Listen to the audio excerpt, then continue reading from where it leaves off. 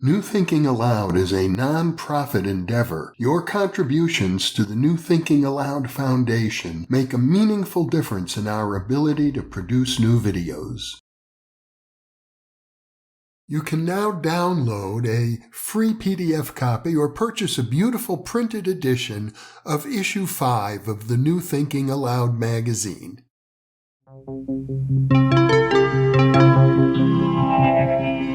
Thinking Aloud. Conversations on the leading edge of knowledge and discovery with psychologist Jeffrey Mishlove.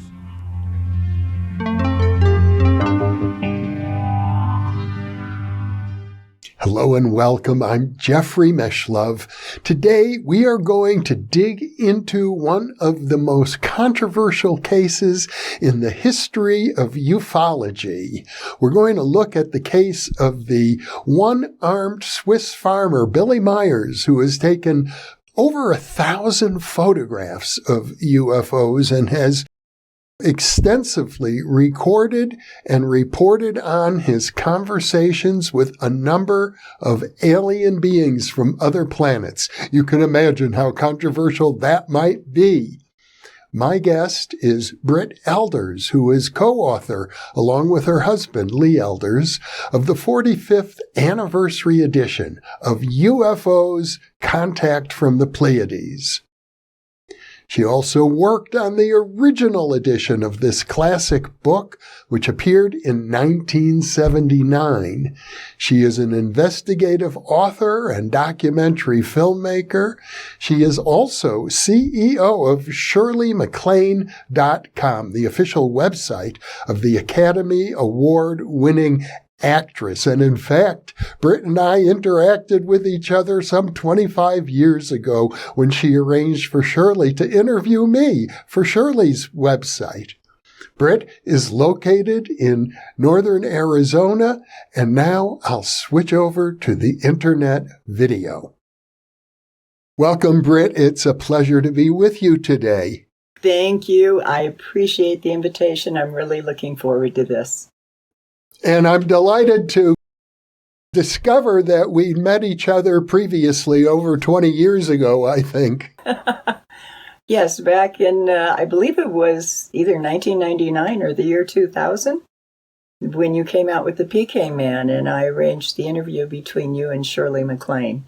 It's very interesting that you did that, because today we'll be talking about the Billy Meier case in which you were involved. And there are a number of parallels, I think, between Ted Owens and Billy Meier. Both of them claimed, for example, to be in telepathic communication with aliens, and both claimed that they could demonstrate this over and over and over again.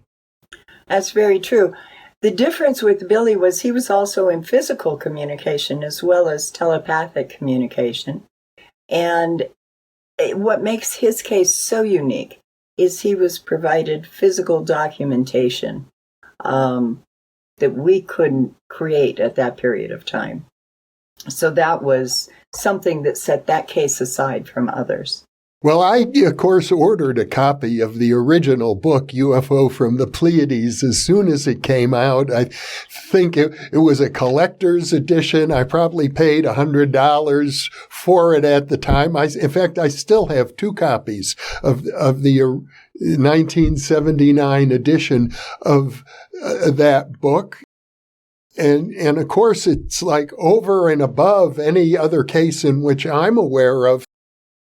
In terms of evidence, like hundreds of pictures of UFOs in the book and detailed descriptions of the various forms of analysis of the UFO photos themselves and the locations at which the contacts seem to be taking place and indentations in the ground where the UFOs apparently had landed, and metallurgical analysis of samples from the UFOs. So it's quite extensive. And yet it still remains among the most controversial cases. There are all sorts of red flags, and I'm sure you're aware of them as well. Well, the first red flag, and it came up for us as investigators, was, oh my gosh, it's too good to be true. What do you do with that? But then as the evidence began to pile up and we had more and more and more, it was like, okay, this is really valuable, very, very important to go further into. And that's why we committed our company to it. We had an electronic countermeasure company that actually, we kept big companies, Fortune 500s and corporations like that, from being eavesdropped and wiretapped. And so it was a little different for us to step out of that genre of reality into something totally intangible. When you get down to the bottom line of it all, Billy Meier's the only one that knows the truth. We can only analyze the evidence he presented. We can only investigate and document the things surrounding him, speak with the witnesses. And we did all of that. And we couldn't find any form of deception. And that right there is something that just makes you think, whether you want to believe it or not. It makes you think, and that's important. I totally agree. It's definitely a very thought-provoking case.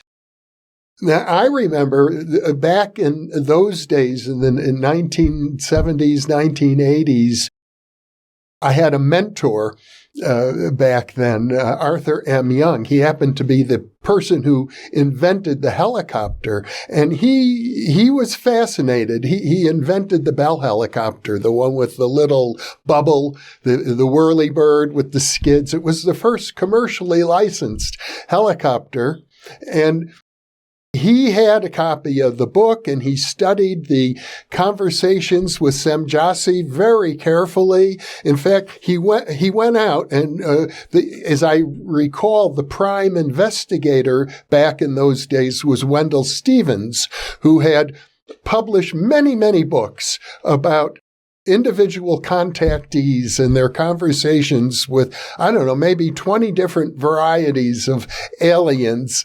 And Arthur Young, who was very rigorous engineer and scientist, bought all of those books and donated them to the library there in Berkeley, California, near where we lived at the time. And he maintained that this could be the most important discovery facing humankind today, that it needed to be taken very, very seriously. That is very true. Yes, Wendell brought us in for the investigation and brought our company into it. When you think about the ramifications of how sheltered we've been on this planet, thinking we're the only ones in the universe that have been gifted with life, it's kind of an arrogant thought.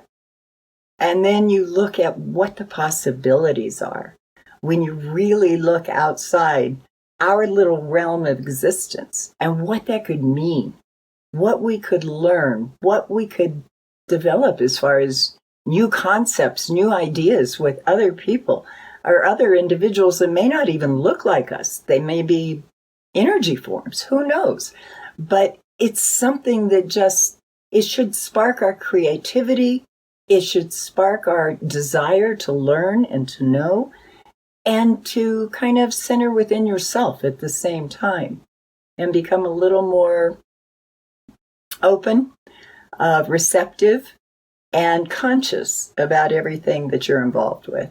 I totally agree with that sentiment. And at the same time, there are other red flags. For example, if I recall correctly, Billy Meier's own wife accused him of fraud. After the divorce, yes, she did. Prior to the divorce, she didn't. I know Poppy pretty well. My husband and I spent a total, well over a year living at the farm during a 7-year period of time. I saw a lot that went on at the farm, and I could see why Poppy Calliope would be aggravated and vengeful. And she was a fiery Greek. Boy, you didn't pull any punches with her. She just let loose when she got mad. I've heard both sides. I've seen the interview where she said, oh, that was a fake. But then I have her on camera on different places, because we did several documentaries on this, where she's saying, oh, so-and-so was here when we saw this and we saw that. And we talked to the other witnesses who were present at the same time. They saw the same thing. So I think it's more of an emotional response, that she's reaching out angrily and saying, oh, this is a fake and it's all wrong, because there's too many other people that back up the original stories, the witnesses that were there originally, and what Poppy had to say originally, too. Billy Myers is still alive, to my understanding. Yes, I've spoken to him recently several times. His health, he's up there now. He's in his 80s, and his health has had some issues, but he's doing pretty well. To my understanding, he's created an organization, some people might call it a religion, around his communications with a variety of aliens. I've seen online, for example, extensive journals that were published, I think, online in 2010, but go back to the 1980s.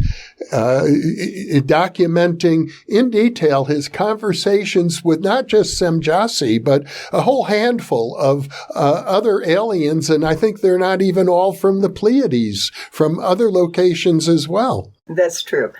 Some are from a place called the Dahl Universe, and that's DAHL. Billy primarily spoke with Semjase, Quetzal, and Ptah. Those were the three Pleiadian contacts that he recorded the conversations of. He's been recording these since he began having contact, back in 1976. So this is something that is not new, and they just continue to pile up and pile up. The thing about the notes, there are some aspects of them that can be checked, that can be authenticated to different things and experiences. And I'll tell you about one that we had. But there are many things you can't verify in the contact notes. Also, there's many things that are just beautiful, simple logic. And it's like when he asked Semjase, why are you coming here? What is your purpose? And she said, to get Earth humans to realize they're not the only thinking beings in the universe. That's beautiful. And it's so simple. And when she talks about how the Earth human creates their own luck from within, and it's about maintaining the balance of the spirit. Things we have a tendency to sort of forget sometimes, which doesn't do any of us any good, but we do that. And it's like gentle reminders throughout the contact notes. But I do want to tell you about one experience that we had, and we've had many, many, many over there.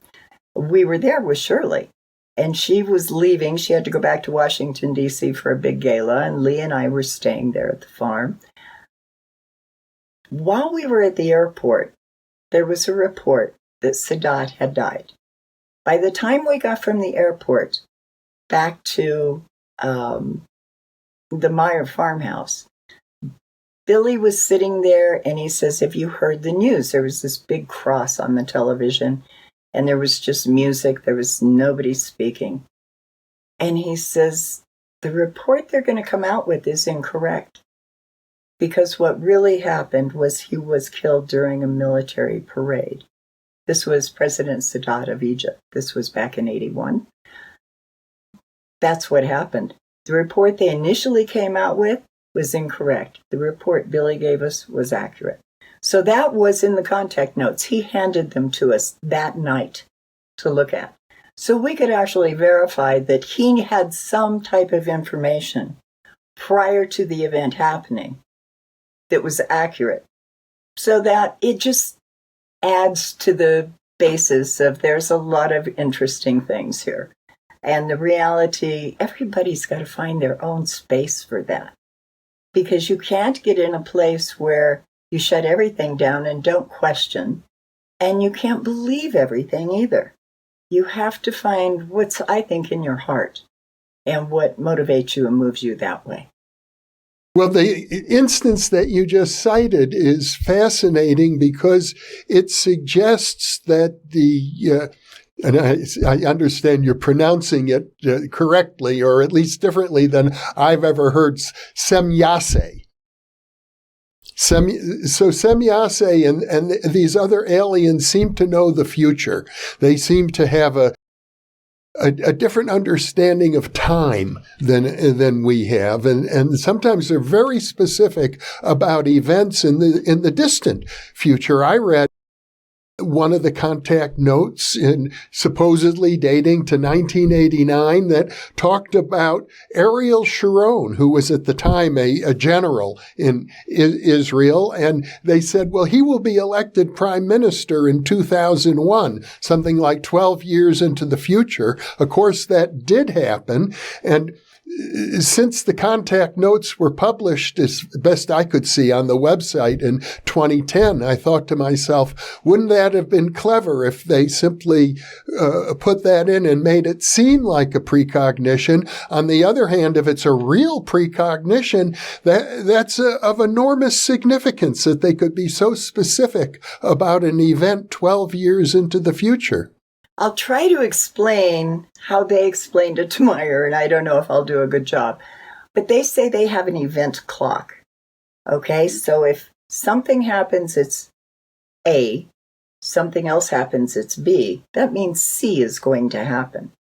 But if A happens and B doesn't happen, C never happens. So their event clock is structured to sort of follow what happens within our own realm of things. They do not view time like we do.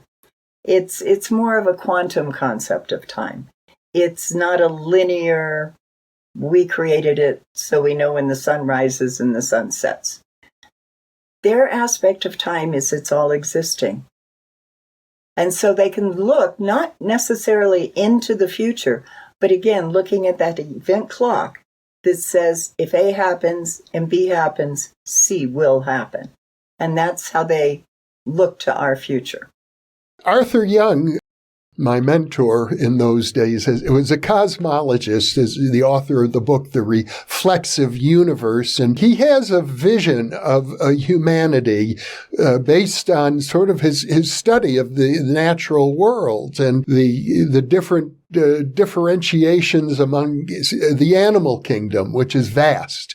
And he believes that what he calls the human kingdom is also vast, and that we are sort of at the low end. He would say that modern humans on this planet stand in relationship to the entire kingdom of intelligent sentient beings, roughly where clams are in terms of the animal kingdom. And so the idea that there would be highly advanced humans elsewhere in the universe was very attractive to him, whether they be aliens or whether they be the hidden masters that Madame Blavatsky talked about in Theosophy. You see the same thing in spiritual traditions. But as I understand it, Semyase said, we're not that different from you. We have an older civilization, but she had a human body, mostly like our bodies, apparently, and suggested, well, we're just slightly more advanced than Earth humans are. Right. Slightly more advanced and sort of out of sync with us. Different vibrational frequency than what we carry. But she said there are different types all over the universe, and many are visiting this planet. And the last we had was there was 156 different civilizations, and this is coming from Meier in his context, that were visiting this planet. And not all of them look like us. But then we don't all look like each other.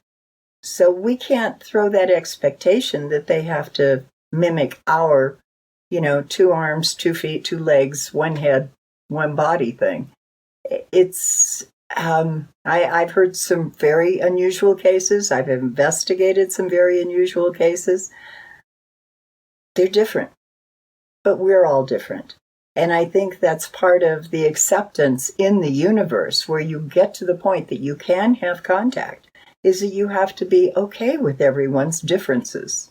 Well, it seems to me that we're right on the edge of having the sufficient spiritual growth, sufficient scientific knowledge to enter into what I would think of as a galactic civilization. Uh-huh. Do you think, I hate to turn the question back to you, but do you think our technical abilities are superseding our spiritual growth? Oh, by a long shot. Do you think we can catch up to it? That's the key, because it seems as if I think most people would agree if we don't advance more globally in a spiritual way, we'll end up destroying ourselves because we have that capacity now. Right.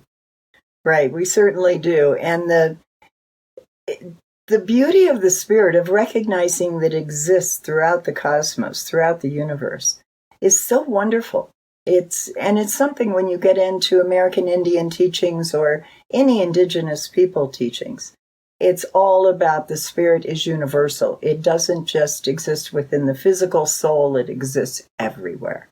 And to accept that, I think, would make a huge difference in how far we could go with our own abilities, with the technical side as well as with the mental and the problem-solving side, but getting into the spiritual aspects and communicating the two together, amazing.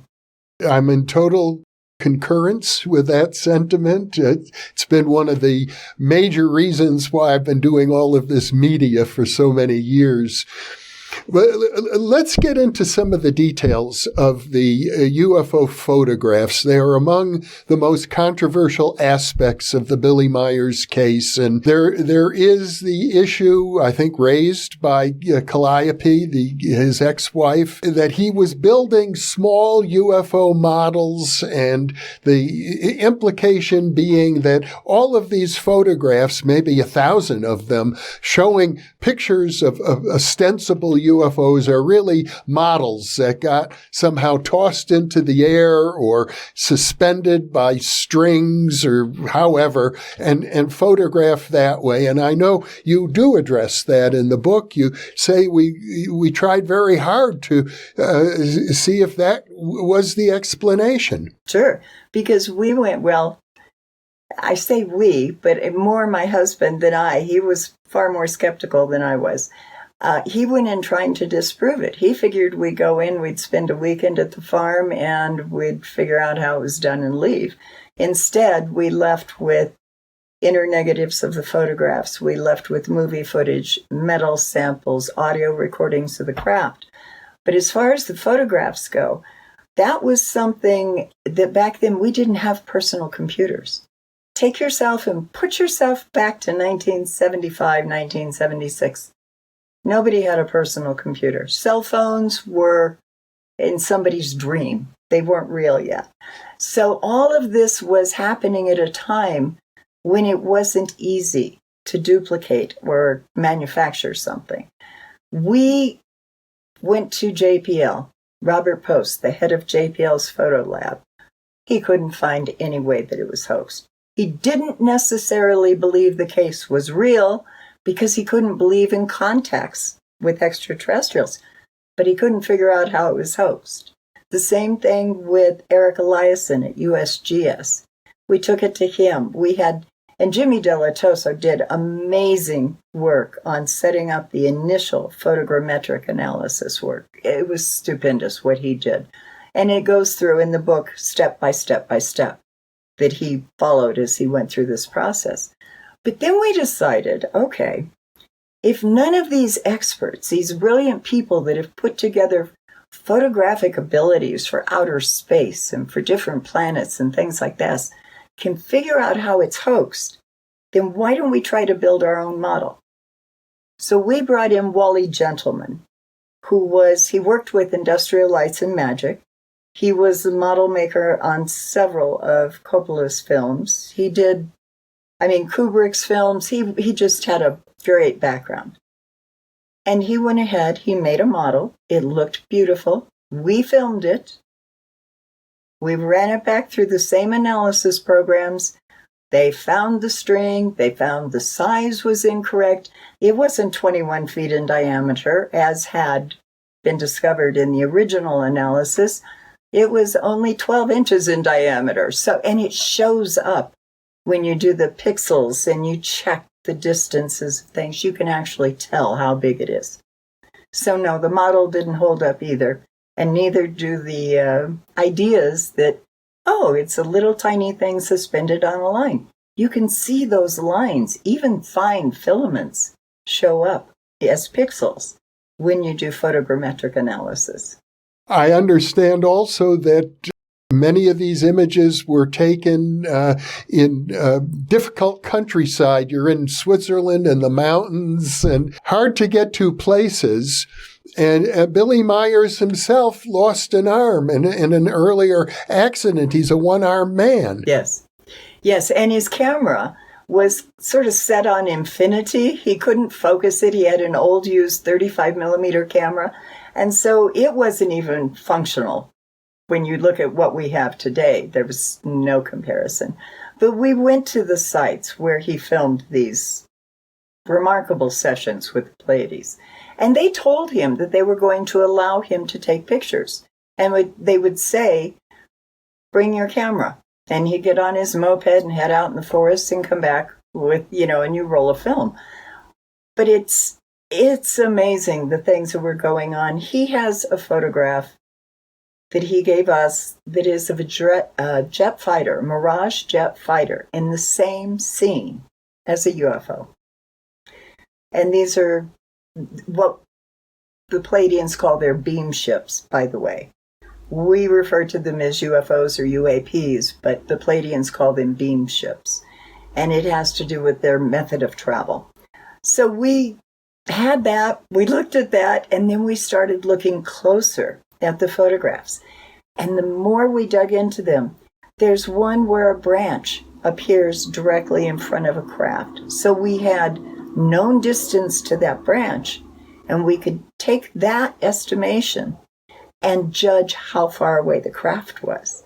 So lots of different things like that. They really needed to be looked at in very intricate detail. So you're convinced that these photos are genuine? I believe the photos in the 70s were genuine, yes. I don't believe Billy's taking, in fact, he said he's not taking any additional forms of evidence at this point in time. So, but back then, yeah, I do believe that the photographs were real. I mean, and you get to a point where you go, what do you do with this? You've got all of this material. The news stations aren't going to cover it. Nobody wants to hear that, especially back in the 70s, because we were recuperating from the Betty and Barney Hill abduction. We were still looking at things in a, oh my gosh, they're going to come take us over type attitude. And here's this beautiful case with wonderful photographs, with amazing medals. The medals were phenomenal, with all of this documentation. So we decided to put it in a book and put it out there and let everybody make their own decision. Let's talk about some of the human issues going on. For example, Wendell Stevens, the lead investigator who had published many, many other books about contact cases, actually was sent to prison, as I understand it. He was accused of sexually molesting young girls. He was. And I have to tell you the backstory to that, which has never been brought out in anything. When Wendell was originally accused, he came to us and said, what do we do? Well, we brought in an attorney friend of ours that represented him. And the woman that accused him of molesting her daughter, well, actually, it wasn't even molesting. It was skinny dipping in the backyard pool, came forward and said, it happened on this date and this date and this date. And we looked at our calendars and said, that's impossible because Wendell was with us in Switzerland at that time. So she dropped that one. She came back with another set of charges when she found out what dates Wendell had been there. And Wendell just said, I can't financially afford this anymore because the attorneys and the court fees and all of that. So he didn't plead guilty. He just said no contest. And he did 5 years. He pled no contest. And also to my understanding, and correct me if I'm wrong, the divorce between Billy Myers and his wife Calliope had something to do with him fathering a child with another member of the community that had formed around him. Yeah, I don't know about that because the divorce happened a lot longer after we were out of the scene. We were there 7 years during the investigation, so I don't have all the gossip and the scoop on what was going on at the farm. I do know that Calliope was extremely, I hate to label it, but she did not like having other people around the farm. And I mean, it's quite possible that she and Billy had split up and Billy did his thing and she did her thing. I really don't know.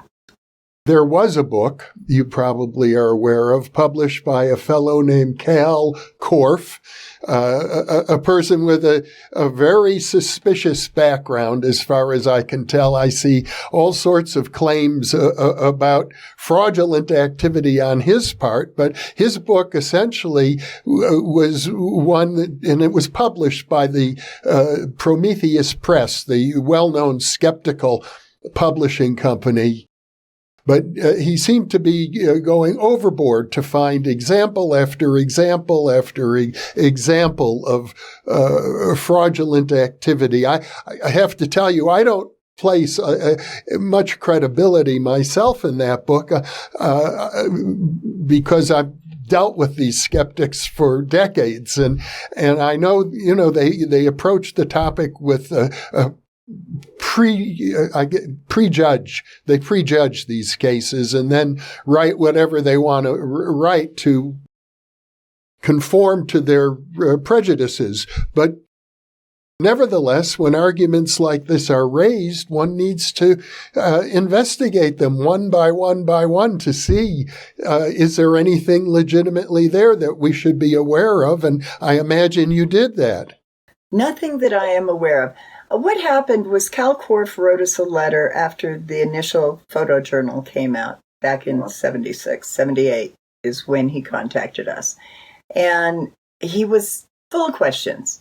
And of course, we wrote back to people. We explained why we did different things and that. And then he and Wendell Stevens got into it and started going after each other. He just reached for anything. He said my husband wore a wig.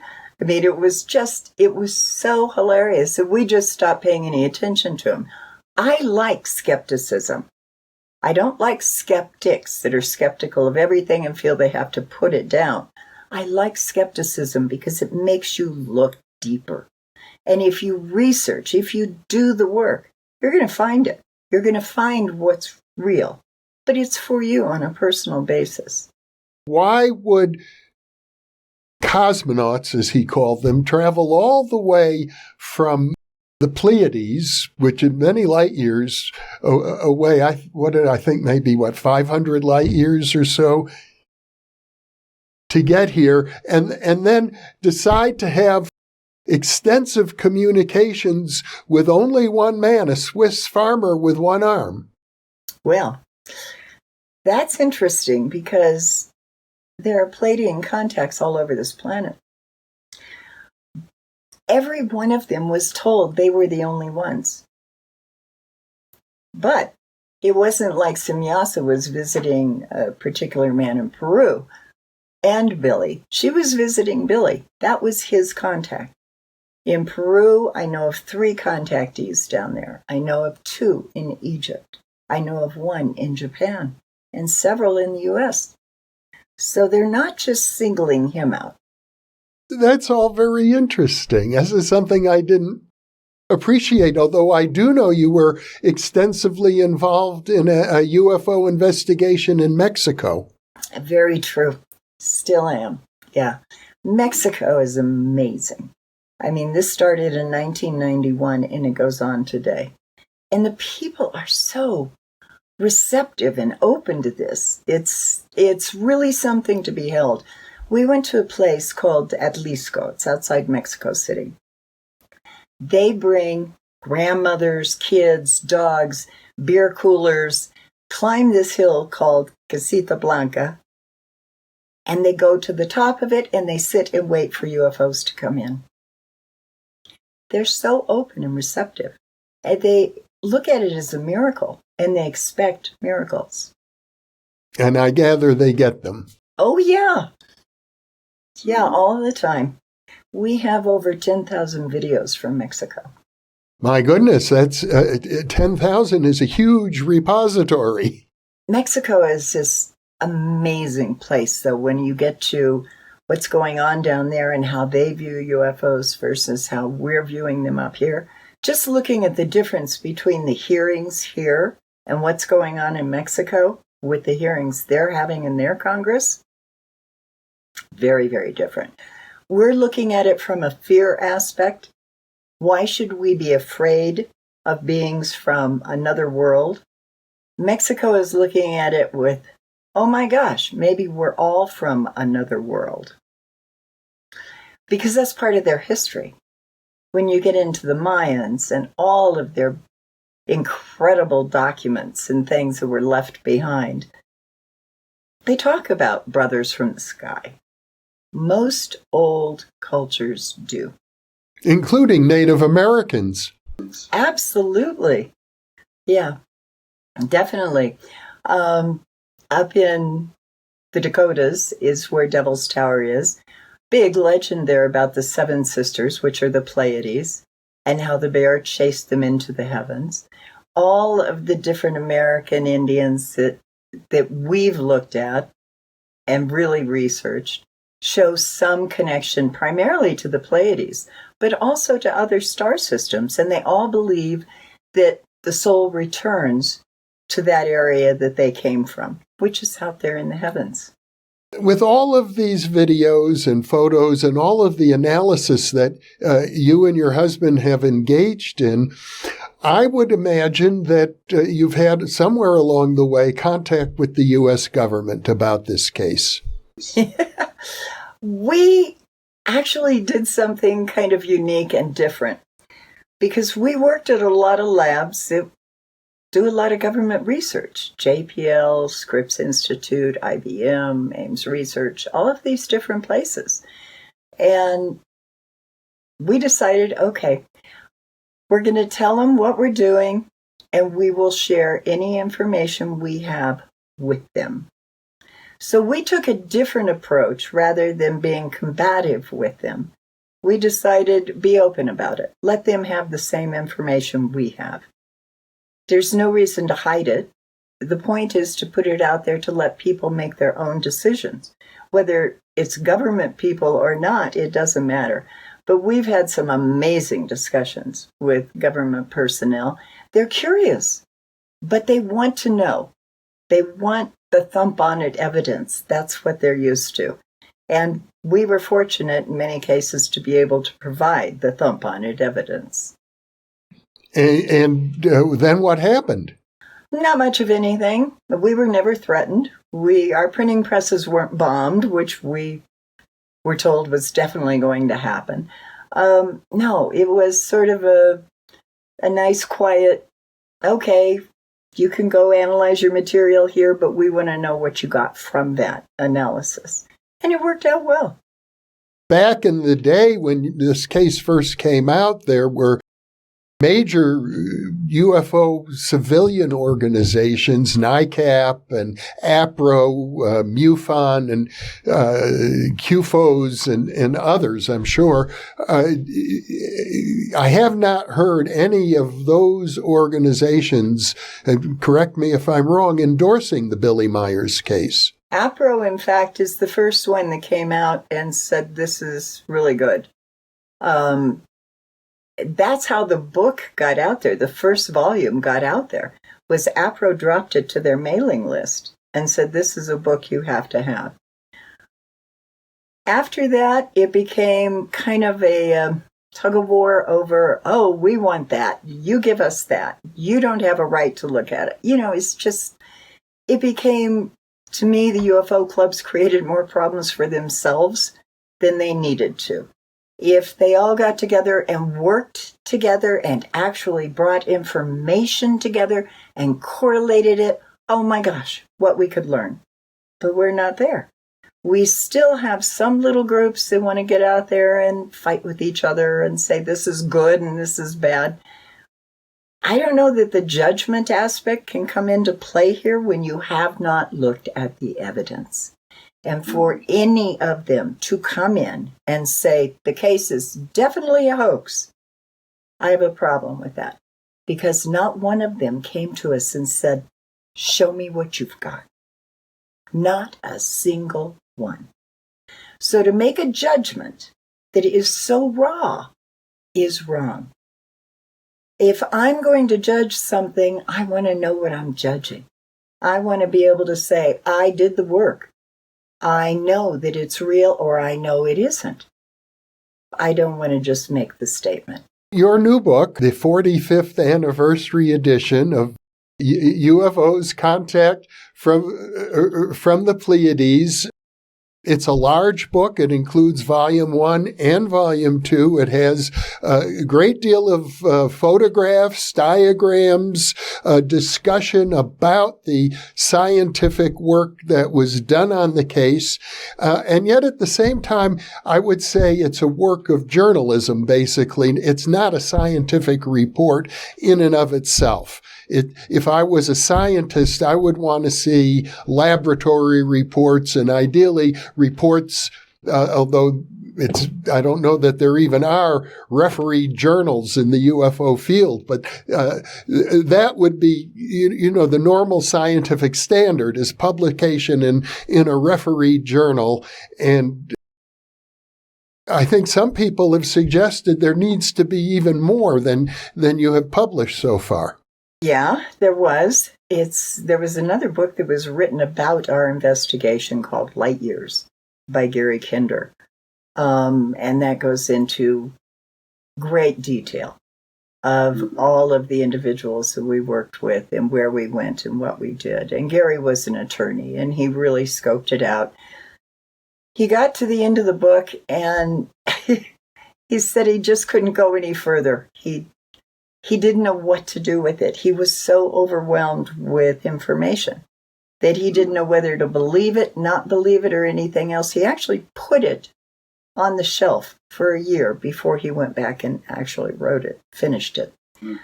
It was something to see and it happens with people, when you start looking at all that's out there and following not just what we did, but what others have done as well. It's pretty remarkable, not just for the Meier case, but for many different cases. And we've got to be open and receptive to learning from these things, because that's where we're going to grow. And if the point of the human is to develop and grow, that means through knowledge, that means through spirit, that means through so many different ways. And this can help, but we have to be receptive. Got to have an open heart. I understand the problem is because I went through the same kinds of issues myself with my what was a 12-year study of Ted Owens, who called himself the PK man, and who, when we began the interview, I said there are many parallels between Ted Owens and Billy Meier. One of the parallels is that they both saw themselves as religious figures of a sort. They both actually founded religious organizations. We should talk about that because Billy was told to let this group form around him so they could take the words that the Pleiadians had given Billy and take them out through the world. And the group is called Figu. And they did that. But then it switched. And it was interesting. Lee and I had a meeting with Stanton Friedman years and years and years ago.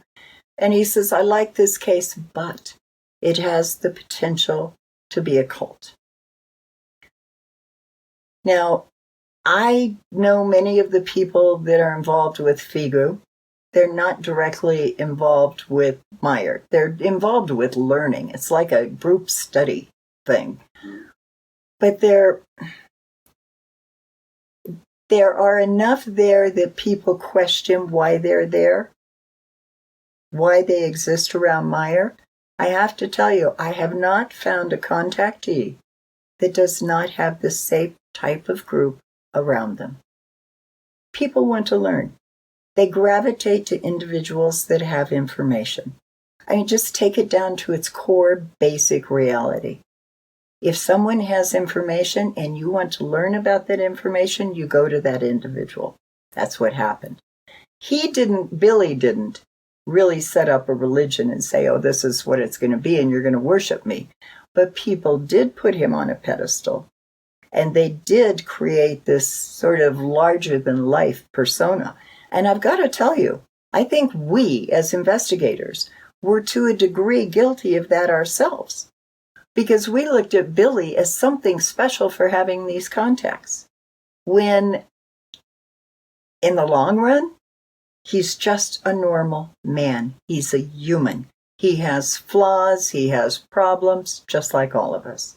And since no one here is perfect, Billy's not in that perfect category either. He is very interesting to talk to and very knowledgeable on many different subjects.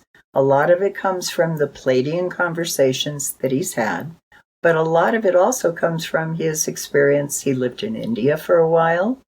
He's traveled through Turkey and all of these different areas. He's studied different religions. He's studied different aspects of thoughts on the universe. It's just Billy. I mean, I've traveled the world too, and I've studied many more things than UFOs.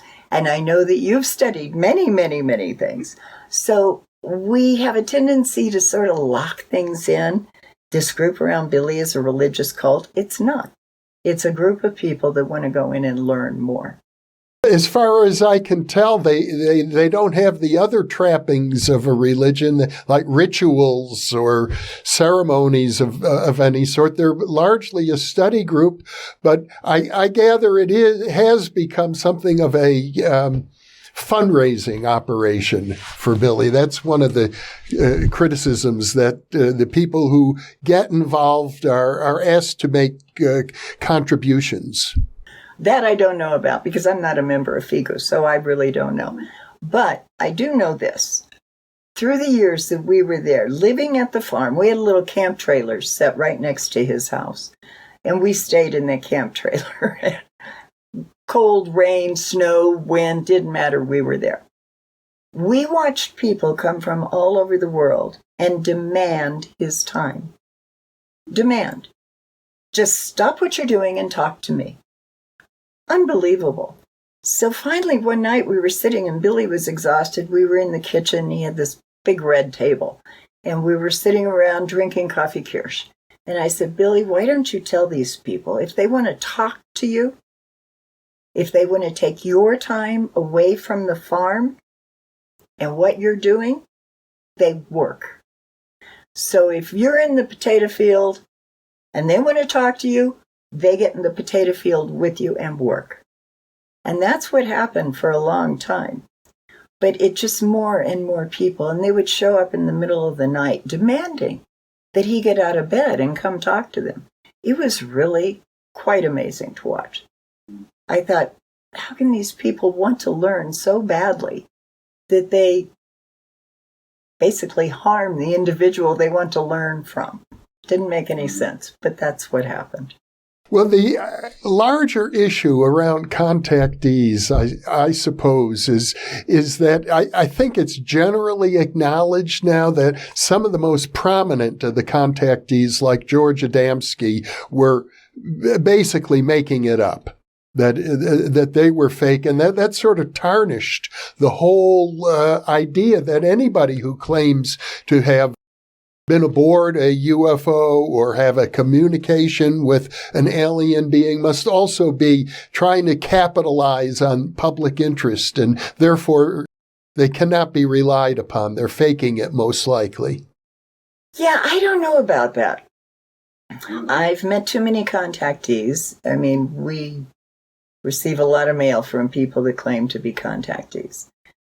A lot of them, especially in South America, they don't want notoriety. Billy didn't want notoriety.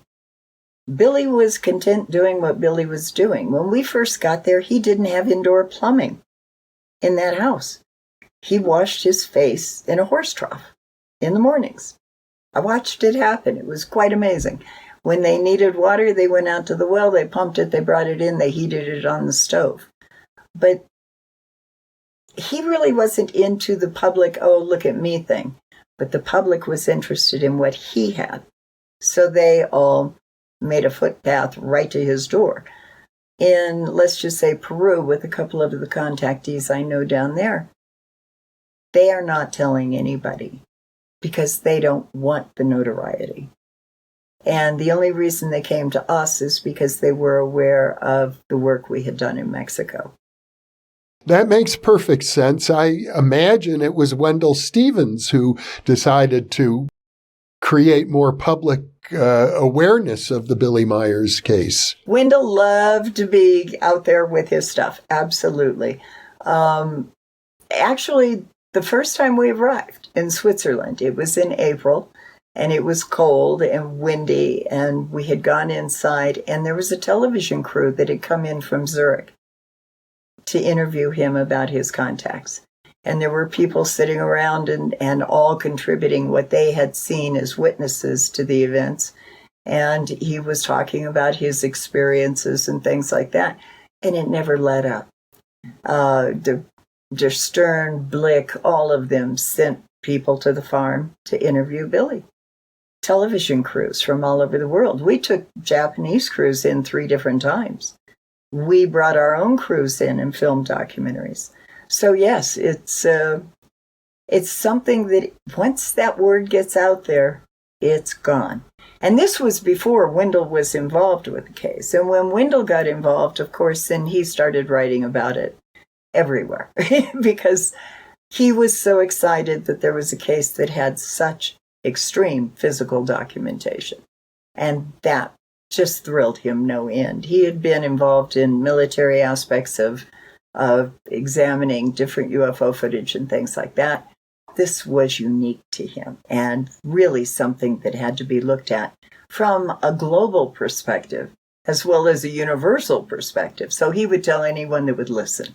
Now, let's talk about the witnesses. When we first started talking, you said only Billy knows the truth, but apparently there were several dozen people who witnessed UFOs in the area while he reported his contacts. Well over 100 witnesses that we interviewed. Billy knows the truth of the contacts. Is that where he got the photographs, the metal samples, the things like that? The witnesses have their truth as to what they saw. So there's 2 different things there. I kind of have to throw myself into that witness category because we watched Billy very closely. We didn't see the craft, but we saw where he walked out into the forest and suddenly there's no more muddy footprints to follow. They vanished in a clearing. So where did he go? Different things like that. It's just something that everybody has their own little niche for witnessing something, but Billy knows the whole thing. Billy also, as I gather, was a spiritual seeker long before the Pleiadian contact occurred, and I believe he also reported other contacts prior to the Pleiadian contact. His first contact was at the age of 5, and he was with his father, and they saw a ship, and he says, "What is that?" And his father says, "It must be one of Hitler's weapons," and set it aside. But he did study in an ashram in India. He did meet beings from this doll universe in India while he was there. He has always been a seeker. Brit, this has been a fascinating conversation. I'm sure we could go on for a long time going into so many of the other details of this case, but it's wonderful that you are reawakening public interest in the case. It's been dormant for quite a while, and I think people such as myself tended to assume, since we're not hearing much about it lately, that it must have been debunked or something. And, unless you really get into the weeds and look at the details, such as you have done, it's so easy to dismiss a case like this. It's a wonderful thing for me to be able to get this book back out there to a new audience. Because, like I said, the important thing is to think and to use your heart when you think. And so if we can do that, if we can grow on that level as humans, it's been 45 years of bliss as far as I'm concerned.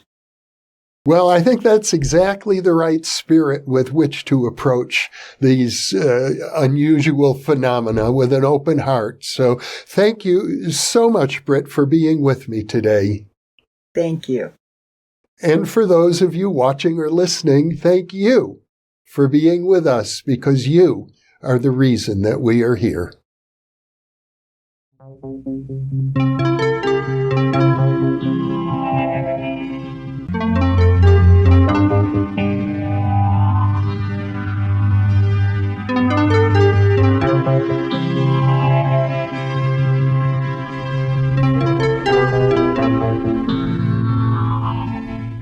Book 2 in the New Thinking Aloud Dialogues book series is a tribute to parapsychologist Russell Targ, celebrating his 90th birthday. New Thinking Aloud is a non-profit endeavor. Your contributions to the New Thinking Aloud Foundation make a meaningful difference in our ability to produce new videos.